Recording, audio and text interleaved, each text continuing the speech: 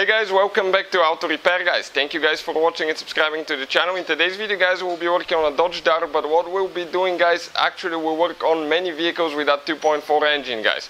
That 2.4 engine is shared with Dodge Dart, Jeep Cherokee guys, Jeep Renegade, Jeep Compass, Chrysler 200 and Fiat 500X. That same engine guys. So in today's video we'll show you how to remove and replace the tensioner pulley for the Serpentine belt guys. If you need to replace the Serpentine belt pulley, the tensioner pulley or the idle pulley, stay with us and we'll explain what needs to be done. We guys have more than 200 videos on this engine and every car we get at the shop, because our mission is to save you guys as much money as we can. So please guys, subscribe to the channel, like the video. If you have any questions or comments, leave a comment below guys, let us know and we'll try to make a video for your problem. So let's start on it now. So now guys, in order to remove the tensioner pulley and the idle pulley, we'll need to remove the Serpentine belt. You can see this is the 2.4 engine that's being used on so many Dodge, Jeep, Chrysler vehicles guys.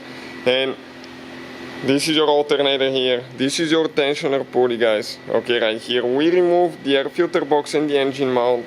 You can do it without removing the engine mount, but we just need a little bit more clearance so I can shoot with the camera and I can have more room to put the belt on. So if you want to see the video, it's on the channel, but if you decide to remove your engine mount, support the engine with the jack stand and the jack itself. Have double protection guys, because if you have your fingers there and the engine falls, it will smash your hands. So this is the tensioner pulley. We'll go ahead, remove the belt, show you how to get to it, and there is one trick about it that's a little bit hard to remove and we'll show you what it is. So first we're going to disconnect the car battery, because you don't want to remove the alternator with the car battery connected, because you can short things out, catch your car on fire. So remove, usually you remove guys the negative first on vehicles. Okay, negative cable first. So I would recommend to use gloves when you work with the battery, because acid from the battery can severely burn your fingers. Okay, one nut right here for the positive now.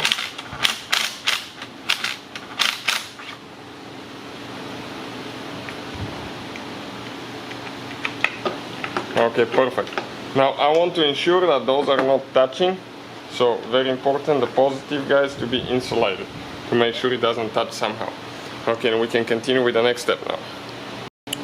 So you can see how much of a clearance you have here. You cannot get a ratchet guys, you can use a wrench. I can fit an offset box wrench. All the tools and parts that we use will be listed in the description of the video below for your convenience. Check it out guys. So I get a 16 millimeter offset box wrench guys, and right here I'm going to go counterclockwise and it will release the pressure of the belt. Okay, and I can pull it from the alternator. Okay, you can see like that. So from that point on I can remove the rest of the belt. Okay, that's now a little bit tricky.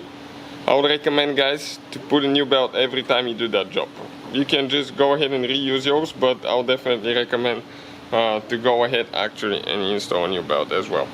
So you just need to get it out of the tensioner pulley now. Okay, right here. Then towards the back it goes towards the water pump.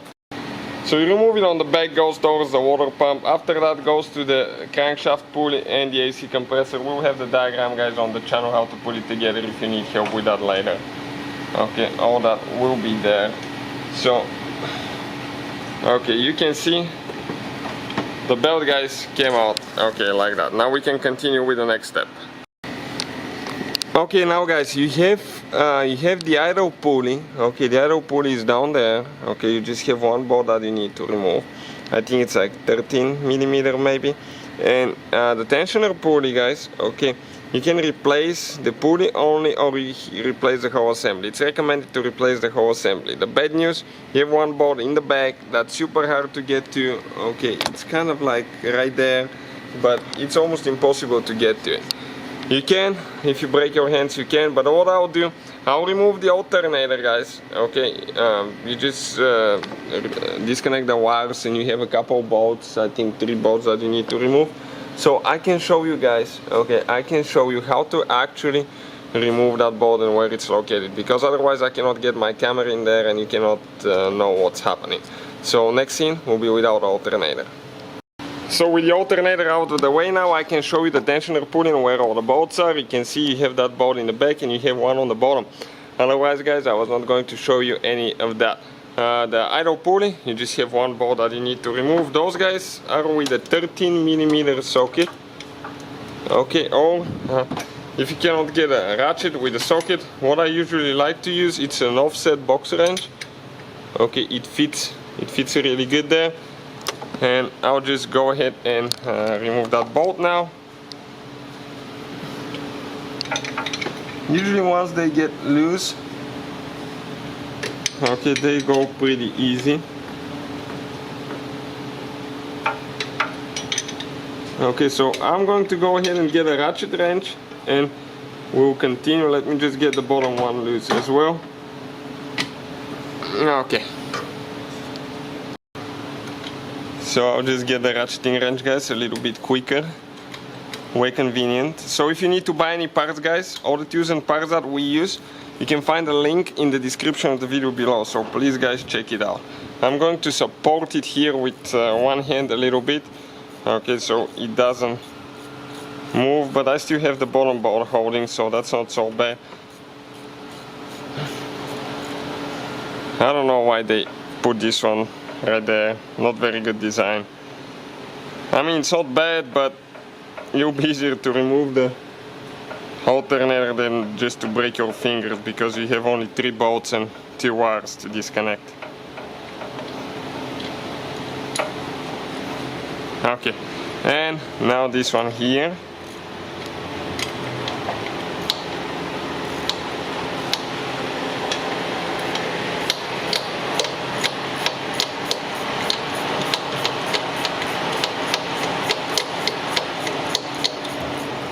Okay, it's almost out.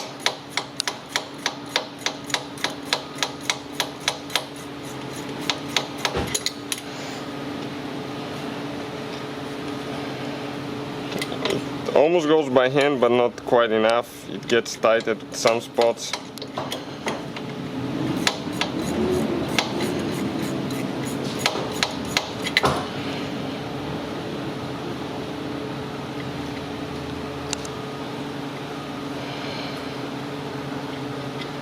Okay, bolt is out, tensioner pulley is out as well, guys. So that's how we remove the tensioner pulley. If you need to remove the idle pulley, same way, just one single bolt in the middle, this bolt, and you pull it out.